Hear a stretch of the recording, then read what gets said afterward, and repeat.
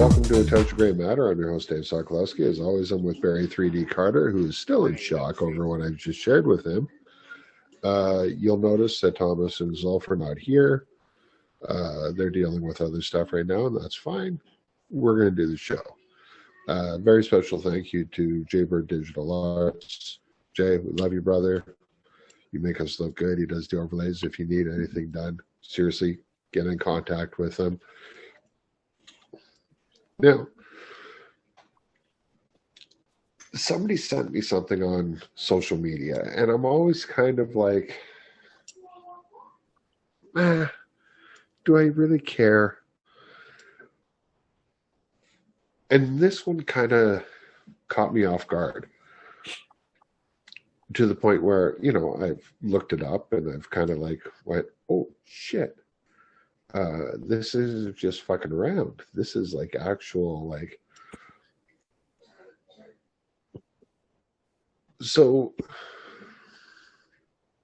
I'm sure if we have parents watching and everything else, I'm sure at some point in time you've said one of the nursery rhymes to your children, or, you know, your grandchildren, if you're watching this, if you're older, or, you know, you've had the nursery rhymes said to you.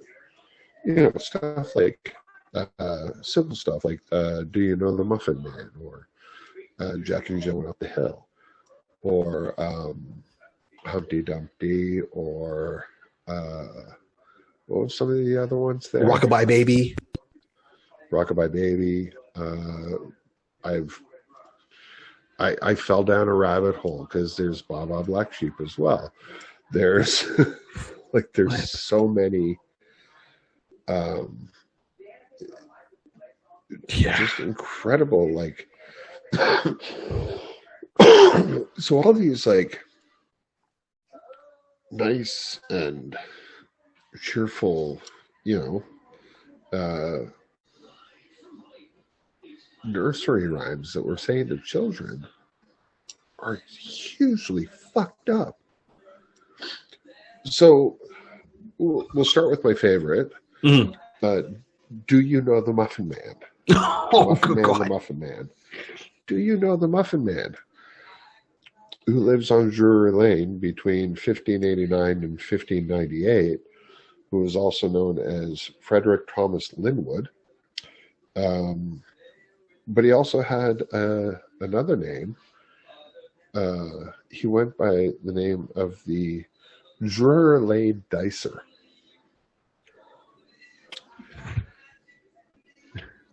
And this is the fun part.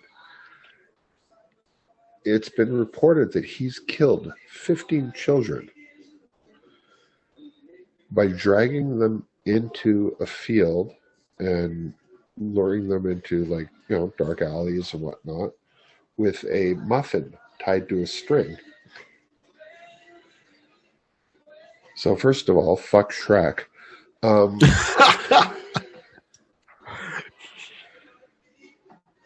So, I'm still getting over it. You know, like Jack and Jill. Yeah. Jack and Jill went up the hill to fetch a pail of water. Jack fell down and broke his crown. And, you know, Jill came tumbling after. It's based off King Louis and Marie Antoinette. I never knew. You know, Jack fell down and broke his crown because he chopped his fucking head off. You know, they caught him. They tried them for treason, and, like, you know, we're Jack and Jill. Yeah, I never knew. What was the one with the old man? The one that was old man who I just heard it. He just played it. I bumped his head. Oh, yeah. I'm absorbing It's it a lot. raining, That's it's why I'm pouring, it's the old man is snoring. He went to Yes. bed and bumped his head and didn't wake up till the morning. Yes. Which apparently is one of those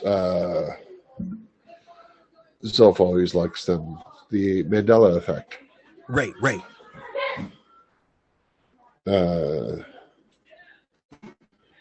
because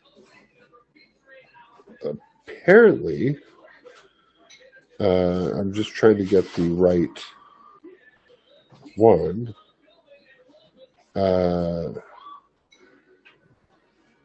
You know, is raining, is pouring, the old man is snoring. He bumped his head and went to bed and didn't wake up till the morning. Yes. And that's how I've always remembered it, and that's how many people remember it. But the actual line is, didn't get up in the morning. Didn't get up in the morning, as opposed to didn't wake up until the morning. Yeah, he, which is funny because, and nowadays with all the the CTE and the the concussion talk and everything else, like he bumped his head and fucking died in the night because the doctors at the time were like, "Ooh, just give him a leashing, he'll be fine." Bit of a blooding, it'll be fine. Exactly. He'll be okay. There was no concussion protocol. He didn't have to go to a dark room or anything like that. It was like literally just, he bumped his head and he died throughout the night, so he didn't get up in the morning. And it's like, I'm just like, I'm reading through this shit and I'm like, oh my God, like, this is shit we're teaching children. London Bridge is falling down. Oh, jeez. And that one I heard a while ago, and I was kind of like, really? Is that what it is? I'm just trying to pull it up here so that I refresh it. I got to go and do some more reading because I never realized that they came from dark origins. I mean, they come from somewhere, but I didn't realize they came from dark origins. And it's almost putting into the perspective of some of the things we hear today, like the new myth. Look at, for example, the movie Candyman, right? They came up with the whole thing about Candyman. You say his name, there's a little nursery rhyme behind it. Now, when and we know Candyman as a horror movie, we're like, okay, we got it, Candyman. But let's just say you go back and you put that in that same book of nursery rhymes and someone reads it, not knowing it, it's a tie to that movie, you wouldn't really know. You would just sing it because it's a melody. You wouldn't, I think we sing it without knowing the origins at times or the meaning behind it. It's like, there's like two songs that stand out I always make jokes about. So one is by Belle Biv DeVoe, right? Their first big song, Poison. Okay, so the song's called Poison, and the line says, "Never trust a big butt and a smile." Right? Oh, yeah. And it comes in with another line. It's like, how do you know? Me and the crew used to do her. That girl is poison. Okay, me and the crew used to do her. That girl is poison. Never trust a big butt and a smile. But you would have women up there singing it without realizing. They would sing it without hearing it. You know what I mean? And it's like, and I'm like, do you know what they're singing? And then when they would stop and listen, like, oh my gosh. I'm like, yeah. And then and that's the thing. I mean, like, this gives me hope because this means in like 100 years there's going to be a nursery rhyme about Jeffrey fucking Dahmer. Like, another popular one, because I just remember this one. Right. Ring Around the Rosie. Okay. Ring around the rosy, pocket full of posy. Husha, husha, we all fall down. Mm-hmm. And apparently died because it was related to a red circular rash. It was a common symptom of the plague.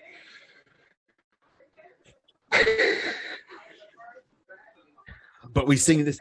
So, and I want to know. Why you know what? It's also it's always so much nicer. It's always so much nicer to say to the kids, "Let's go play Ring Around the Rosie," as opposed to "Let's go play the plague." Yeah, but my question is like, why did it go from something dark to something cheerful that you tell kids? And I know, I think Chris Rock touched on this at one point in one of, I think it was a special Bigger and Blacker, where he said, hey, you know what? We got to get people to stop eating pork because the pork is, the meat is bad and people are getting sick. How can you get it? You can't tell them to stop eating pork. But if you put it in the Bible and say you should not eat it, then they'll stop doing it because there's more things behind it. So did they turn around and make these nursery rhymes as warnings to kids, but over the years, because they sounded so, I guess, musical and cheerful little melodies that it seemed to be something Well, to be fun. So it went from being a warning to, and we lost the meaning with it. oh, definitely. I mean, like, you can see some of them, like the Humpty Dumpty, Right. Richard III falling off his horse, The wall. getting Right. bludgeoned to death. You know, the horse's nickname was the Wall. You know, and he got bludgeoned to death, and they tried to drag him off the battlefield. Which, interestingly enough, that is the last time a king was ever in a battle. After that, they were just like, "You fucking go, go ahead, get out there." I'll stay here behind my in my castle walls with a drawbridge up. I Wow. remember what happened to my Uncle Richard. I'm not pulling that shit. You fucking go and do it. Fool me once. No, I hate that. You see, wow. See, and I know I was complaining the other day because I'm finding that they're taking a lot of kid shows, like what was that Filmation wonder? Banana, no, oh my gosh, the Banana Splits, right? Oh, and they're making that a horror now. And they're making that a horror. Or exactly. they made it a horror. Yes, and they made it a horror movie. But Winnie the Pooh. Winnie the Pooh, right? You know, Blood and Honey. Like, and I was like, come on now. But now, on the other side of the coin, if you're looking at some of these nursery rhymes, you watch some of the horror movies back in the day, they always seem to have a little jingle going on. And I mean, my memory could be off, but I think it was, they had something in The Shining, you know, with the two girls. I'm not sure if they had a jingle going on. I don't remember if they did or not, but I mean, like, I remember 1, 2, Freddy's Coming for You. Right? Yes. 3, You know? 4. Yeah. And that was so. I mean, it's very possible. I mean, but I mean, like some of the ones that, like this video, we'll post the video up on our Facebook page because I think it's fucking amazing. But like, you got to sit there and you got to think, like, wow, at some point in time, somebody has to make a nursery rhyme about Jeffrey Dahmer or John Wayne Gacy. Yep. Or Ted Bundy, or, you know, like any of the prolific serial killers, BTK. And I know people right now are going like, he fucking knows a lot of them, doesn't he? It's strictly a hobby. Shut the fuck up. But, you know, like there's so many out there. Yeah. That, I mean, like there's got to be, like if you Googled serial killer nursery rhymes, I'm afraid. I'm afraid because I'm afraid that's what's going to show up on the list, and I'm going to say, "Holy crap! I knew that song." Or, okay, you Googled it. I want to say these are songs that maybe nursery rhymes for serial killers and other frightening types. Oh gosh, Dave. I'm sorry, other frightening types? What other frightening types are there? Besides politicians and tax collectors. Weinstein. Yeah. Okay. All right, so hold on. So Little Miss Muffet sat on a tuffet eating her curds and whey. Please tell me there's another meaning behind this. Is that reaction because yes, it is? Along beside her came a spider. Okay, he's reading now. Or he's I'm just going through some. No, I haven't found Little Miss Muffet, but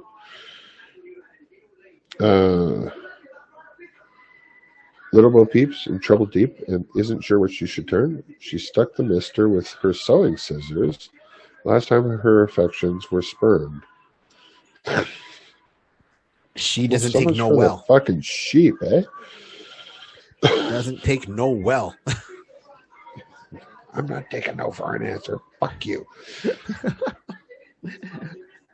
Sorry, which one were you asking about? Little Miss Muffet. I'm just throwing it out there as a curiosity.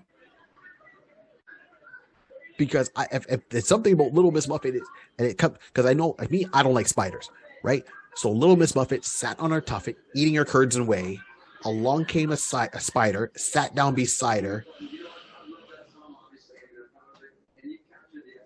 If you tell me that she got bit by a poison spider, like, are these what we use to help warn our kids by telling them these things as cautionary tales, and now they just became melodies? Yeah, well, and that's the thing. So, uh,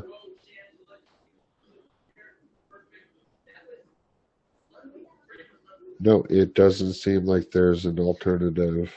Okay, all right then. She didn't die by a poison spider bite. Okay, good. All No, right. this one it's about a girl named Patience, who was Dr. Muffet's stepdaughter. The lyrics tell the story of an incident when Patience ran away from her breakfast, being frightened by a spider from Dr. Muffet's collection. I understand that because I've seen a spider show up on when I'm eating sometimes, and I run. I just stab it with a fork. As I said, because I have an unhealthy fear of spiders, Dave. This little creature that will come down will make me scream and run in fear. This is why I could never be Spider-Man. One would never get close enough to me. Yeah, no, what was the one I saw? Sorry, that just reminded me. There's a page on Facebook, Out of Context Comic Books. Right, yes. And there's one where Moon Knight just kicks in the door and punches Spider-Man in the face, going, "One of your spies was in my bathroom." And Spidey's in there going, "I don't fucking talk to the dude. Like, I don't know what your problem is, but..." Oh, yeah, like a meme I saw the other day where, what was it? The guy had like a shock reaction. I think it was Stone Cold Steve Austin. He has a shock reaction, and the caption was written, "Other spiders looking at you killing off their brother and then putting up spider decorations for Halloween." Oh yeah, it's the Indian guy from... Yes. Yeah, so see, Nursery Rhymes. Okay. And they're supposed to be nursery Baba rhymes. Black Sheep was talking about the tax on wool, that it was introduced in 1275. Everybody feels it's racial because the use of the color black and the word master.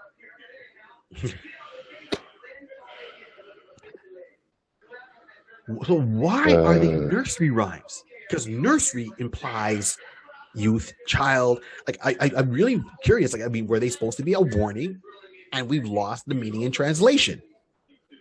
Because a nursery is little kids. Why are we telling little kids these scary tales? Yeah.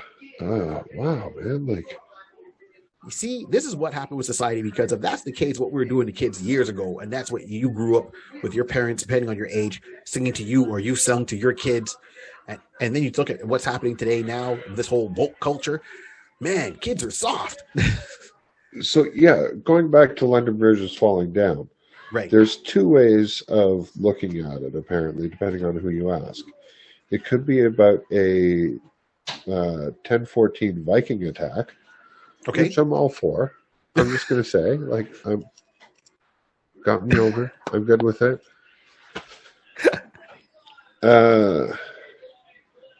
Or it could be the actual destruction of London Bridge at the hands of Olaf II of Norway, sometime in the early thousands. The song's popularity around the world is often cited as further proof that it was the Vikings who created it, believing that they brought the tune to many places they traveled, as that was the way that they were telling the story type thing.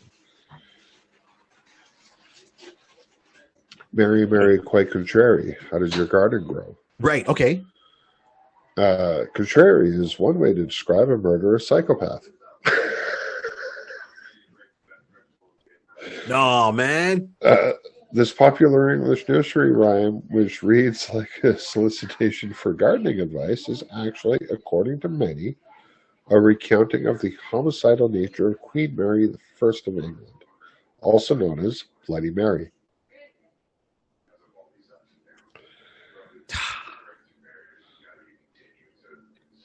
See, we need a time machine. Now I can't go on the time machine because I can't go fierce that far back. believer in. Yeah, no, you won't be coming back. Yeah, exactly. What? Amor speaking to me? Three Blind Mice is another one ode to Bloody Mary's reign. Really? How's it tie in? So the trio in question is believed to be a group of Protestant bishops, Hugh Latimer, Nicholas Radley, and the Archbishop of Canterbury, Thomas Cranmer, who conspired to overthrow the Queen and were burned at the stake for the heresy. Okay, that answers Critics suggest that the blindness in the title refers to their religious beliefs. Eeny, meeny, miny, mo. Right? Catch a nickel by its toe. Catch a what? Was it nickel? Not a nickel. Catch a eeny, meeny, miny, mo. Catch a. Well, it was originally catch a tiger. Okay, thank you. Right. I kept thinking. Okay, yes. Different versions of the tune popped up around the world. Then it got to the South in the 20th century.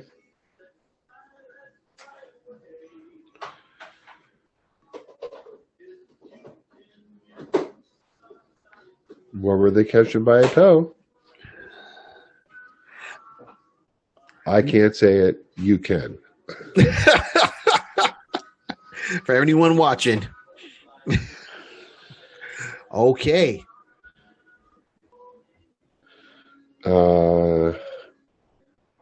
Here we go around the mulberry bush. I don't remember that one. Right, I do. Okay.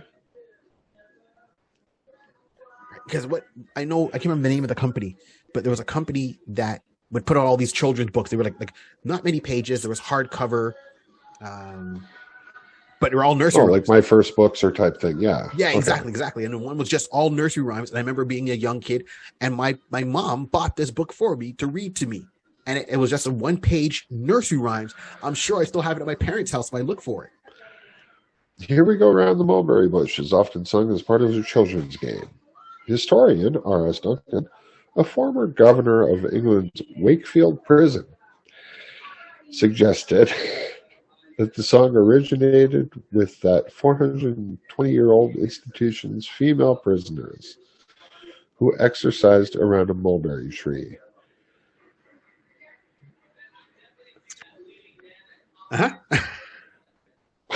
Rockabye Baby, King James II of England and Mary of Modena, Stealing a Child, Ring Around the Rosie, we talked about already, The Plague, The Muffin Man. Right. Yeah, so I was surprised they didn't do one on Jack the Ripper. One of those things. Well, but that's what I mean. So you got to think, like, if all these heinous things were coming up and people, like the one in the video was Yankee Doodle Dandy. Yeah, right. How patriotic. Right. No, apparently it was the Brits making fun of the Americans. And the Americans took it and went, well, fuck you, it's patriotic now. Right. Yeah, okay. See, I got to read more on this stuff because I find that's interesting. It's just they were given as children's stories. And to your point, if what's happened with Jeffrey Dahmer, and now it's being public, it's being more, not public, being popular again because of the Netflix series. What would happen if Jeffrey Dahmer took place in the past 1800s, 1400s, so to speak? He would have a nursery rhyme. Well, and that's the thing. So, I'm actually wondering if, and Google's my friend, Jack the Ripper nursery rhyme. According to Press and Journal, and just to show that sensationalist tabloid news mixed with the commercial crap. They also had this rhyme in Kintyre. If anyone's watching this right now, Dave's mouth just dropped because he found something. If you're listening, you missed it. So They had a rhyme in Kintyre. Jack the Ripper's dead and lying in his bed. He cut his throat with sunlight soap. Jack the Ripper's dead. No, I meant more of a nursery rhyme about the killing. Jack the Ripper, right? Hey, I'm No, sure someone read his it. point with that. I'm just saying. Well, speaking of Dahmer, did you hear about the place there in the States? Like, forgive me, I don't know where, but I know they put it up there. It's one of those stories that they made the Jeffrey Dahmer pizza.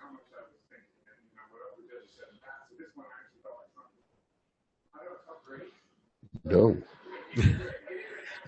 One place. I still giggle every time I see the one that said Jeffrey Dahmer's baloney did have a first name.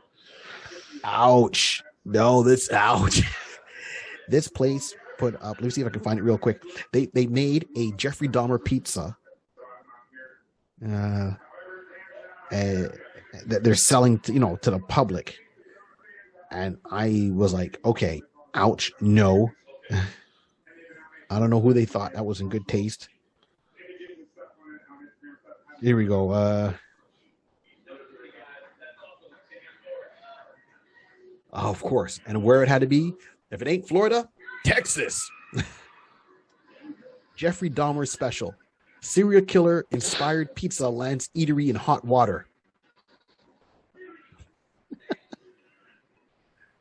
American Pizzeria is the center of a heated internet debate after it showcased the Jeffrey Dahmer special. A pizza with gory toppings that look like human eyeballs, severed fingers, and innards. Images taken at the Capital Pizza location in Lubbock, Texas, are making rounds online. In the photos, it appears the restaurant showcased the Jeffrey Dahmer special front and center with a large label.